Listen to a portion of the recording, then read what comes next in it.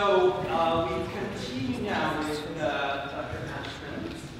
She's also from Penn State University, and she will present something about the music now.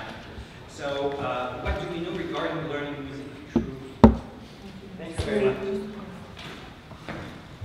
Bonjour, Miss Me. Hello. Bonjour, hi, for those from Montreal. It's controversial, guys. Guten Morgen, buenos dias.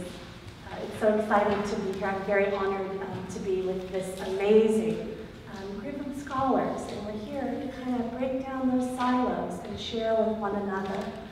My name is Clements. I'm from Penn State University. I am faculty in music education, and I'm the director of the Center for Pedagogy in Arts and Design. And I come from a teaching background that resides mainly inside of schools, but the majority of my research on games and gaming have occurred outside the school building. This presentation will address some of the challenges that I believe we face in implementing playful games for children in the music classroom. It's based on a variety of research from education, from music, from games, and beyond. And I'd love to start with a roadmap of sorts so that you know where I'm going. We're going to start today with the situating of play and games, which Jennifer had done so beautifully this morning. We'll spend too brief a time on that, I'm sure. And then we're going to talk about authenticity, purpose and motivation, and failure. And as you all know, play and games are intertwined. And as Jennifer also alluded to this morning, the developmental sequence of play is hierarchical, with the highest level being gameplay with rules. Social participation in play is also hierarchical, with cooperation received and perceived as the highest form of engagement. Play and games are beneficial to the learning of a broad variety of skills and behaviors. The value of games is their authentic connection to being human and human life. The truth is, humans learn through experiences in the world. They do not learn through experiences in classrooms or books unless these experiences are based on ideas and encounters that are real and that matter. Classrooms should not be a bunch of game manuals without the games. To teach is to empower people, and meaningful games are an incredible tool for doing so. Games and music have a shared history that dates back to ancient human past. They're two of the oldest forms of human social interaction. In terms of evolution, if you have no capacity to learn, you wouldn't be with us, because learning at its best should be a joy and a pleasure. It's really only in schools that people can find it to be a pain. But we know that the joy of learning can be revived because the commercial gaming industry has found a way to make learning profitable. In the right setting, we can recover this primordial love that humans have for learning. I'm going to talk about play and learning and games in some unique ways, and I thought I would just share the definition that I find to be very clean and simple defining a game. This is from Jane McGonigal, and she states here that the goal of a game, the four attributes of a game are the goal, a specific outcome players reach to achieve, 2, rules, limitations set upon how players can achieve the goal, 3, a feedback system, which tells players how close they are to achieving the goal, and 4, voluntary participation. Everyone who is playing the game knowingly and willingly accepts the goals, the rules, and the feedback. The key to game play is unnecessary obstacles. That means that the freedom to work in the most logical and the most efficient way is the very opposite of gameplay. And of course, as you all know, while many people see games at best as simply a form of escapism, or at worst a completely mind-numbing waste of time, or even a corrupting force, games are serious. In 2010, more than 57,000 gamers were listed as co-authors for the research paper in the prestigious scientific journal Nature. The gamers with no previous background in biochemistry had worked in a 3D game environment called Folded, folding virtual proteins in ways that could help cure cancer and prevent Alzheimer's. But not all games are created equal. I'd like to share for you, if you put your things on YouTube, Know the World will explore and examine them.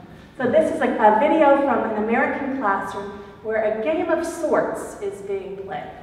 We are dancing in the forest, and when you're out, okay? You're flat dancing, start dancing. Alright, we are dancing in the forest, while the world is far away. Marie? I didn't know that we were playing. Oh, you didn't? Okay. We are dancing in the forest, while the world is far away. Elsa, you're out, sweetie. Alright. But you can sing in here if you want to. Alright. We are dancing in the forest. That's probably enough of a sample. I have a hard time understanding this game. What is its value? What musical activity is happening here? Who is in charge of gameplay? What is the quality of the feedback? I do believe that meaningful games are tremendously important in music teaching and learning, especially formal music teaching and learning, which is often built upon the artificial ethos of excellence. Too often, achievement and freedom in music classes is for the lucky few and results in alienation for far too many. So what makes some games more meaningful to players than others? What can games teach us about teaching music? I'd like to focus on the three areas of authenticity, purpose, and motivation, and the role of failure. Specifically in authenticity, I want to talk about being playful. I want to talk about the curse of knowledge. I want to talk about management, parameters, and constraints. Within purpose and motivation, which will include thinking and rethinking, urgent optimism, heroic purpose, and progress in meaningful work.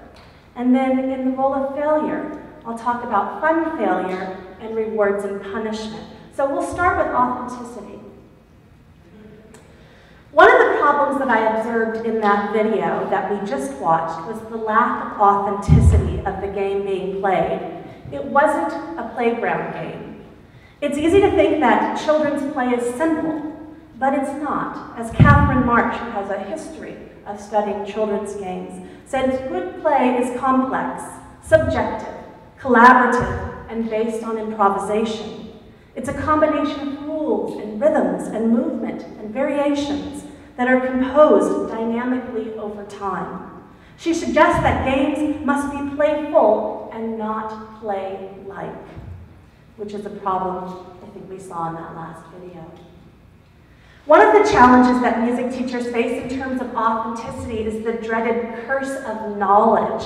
And I'd like to play a short game with all of you. So on my cue, I'd like to ask, let's just do it down the steps here. I'd like to ask this half of the room, when I tell you, you're going to shut your eyes, but don't do it yet.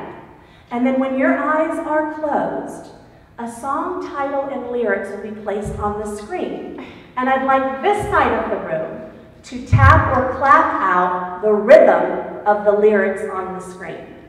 When we're done, I'll have you open your eyes and guess what song we tapped. Are you ready? Okay, so close your eyes, please. No cheating. No cheating. You know this one? Okay. 1, 2, 3.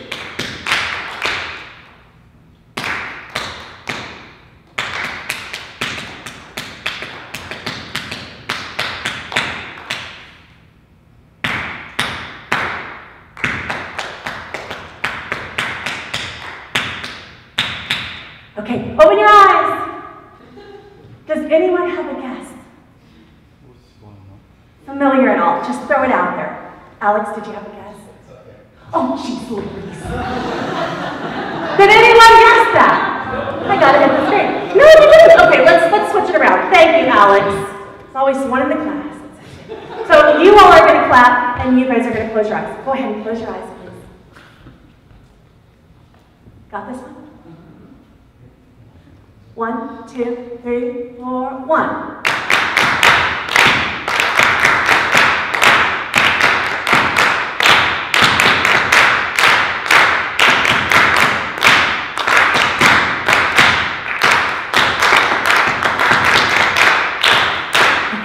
Wait, don't open your eyes.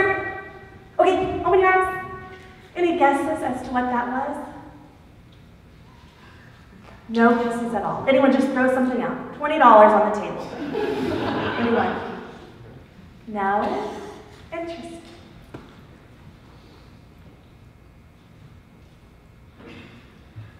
Do you remember that song? I was trying to guess the age of the audience. I didn't put it on roll on, but really popular. So interesting. This is so interesting.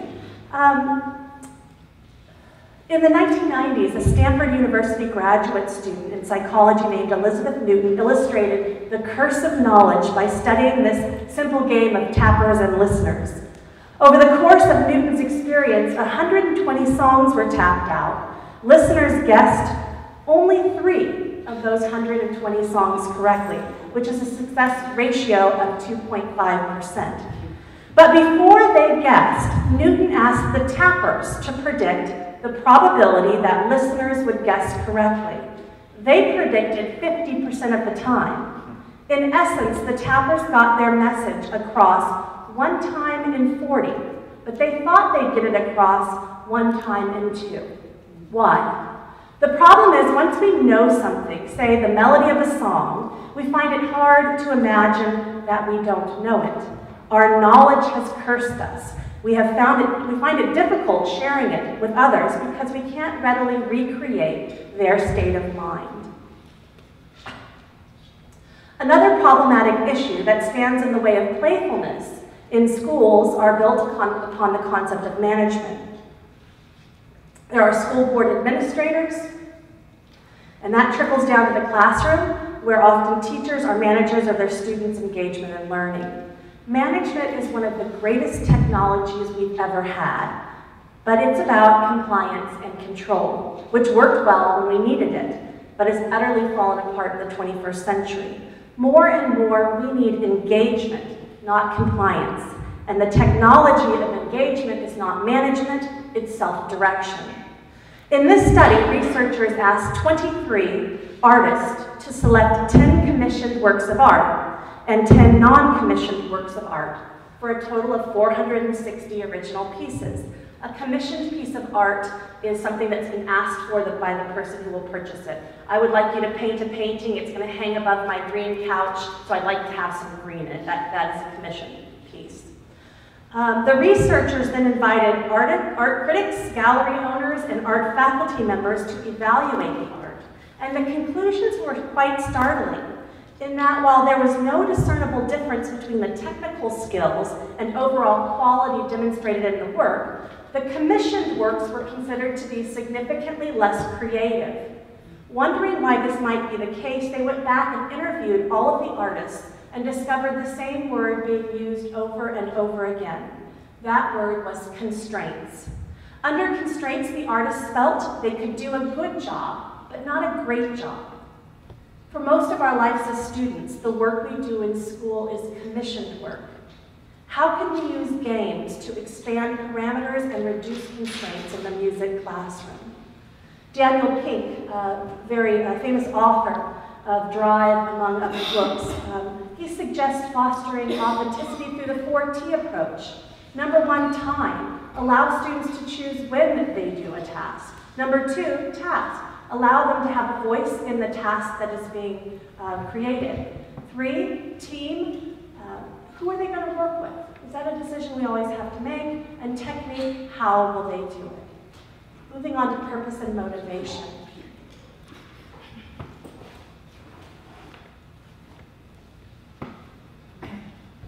In a world full of complex systems that are counteracting with each other to give us more and more disasters, like our current economic state and cultural and military crossroads, we really want that game mentality and theory of intelligence. You're not intelligent because you rush to be efficient in a goal that you never rethought.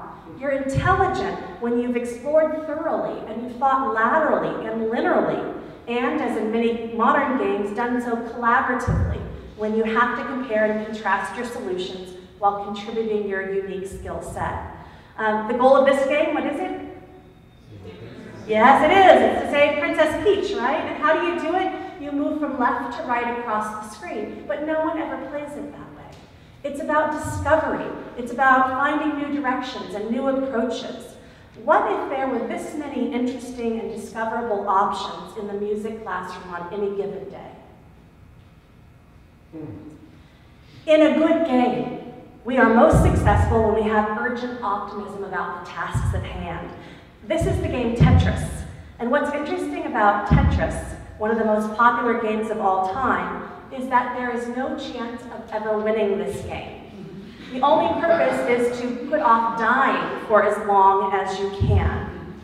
Why do people invest so much time in unwinnable games? We play because we are in control and we feel that we can be successful. We play because we know the rules and the rules are fair. We play because if we fail, we will of that. No.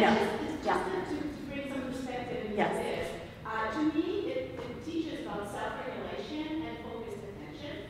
So when the teacher sings, the children move, and when the teacher stops singing, they have to stop moving. And the ones who aren't able to stop moving fast enough, they get eliminated from the game. So if I'm teaching my kids in an orphan ensemble or a quarter ensemble, and they have a hard time following the conductor, I will put everything down and we will play such a game, just to develop that reactivity, that focused attention. And it also uses the basic solfege, so, so, la, so, so, mi, so, so, la, so, mi. So it also preparation for teaching those pitches in solfege and the rhythmic component of A notes and quarter notes. So in my view, and as a full-time teacher, this is very in line with what we do. The purpose of this game is very, very anchored in the music itself. I think that's very interesting, and I appreciate that question. I would have to respond very broadly and say, students, you know, if you were talking about note high, limited note range, right? Sol, mi, sol, la, sol, mi. Should that be the foundational elements of what we're doing in a music classroom? I just call into question the approaches that we use and the reason why we use them. I don't see anything wrong, and I apologize if I've over-dramatized this particular game. But if we're saying students 30 minutes a week, once a week, is this the best game to bring forward? I have to question that, and maybe that's just a difference in philosophy. And I think that's really kind of at the core of this. But again, my question is this the best activity with the limited time we have with children to do the most amount of music teaching? I think it's just a difference in the way we see this. Thank you. Another question?